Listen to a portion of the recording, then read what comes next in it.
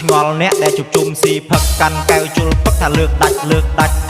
អ្នកខ្លះទើបតែចេញមកពីពេទ្យអង្គុយលេងបានមួយផ្នែកក៏លើកដាច់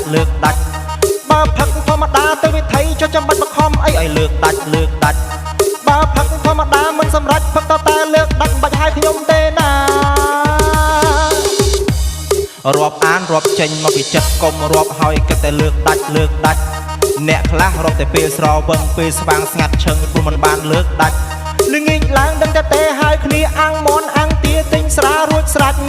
ពេលផឹកតាំងអង្គុយវែកញិចអ្នកណាលើកមិនដាច់បាច់រាប់អានទេណា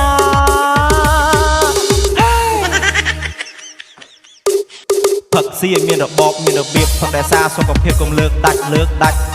យើងផឹកកុំខ្លាចអ្នកលក់ក្របើផឹកយកល្អកុំលើកដាច់ជុំគ្នាគឺដើម្បីសប្បាយកុំបង្ខំគ្នាឡើយឲ្យលើកដាច់យើងផឹកចង់មានអ្នកចោចែក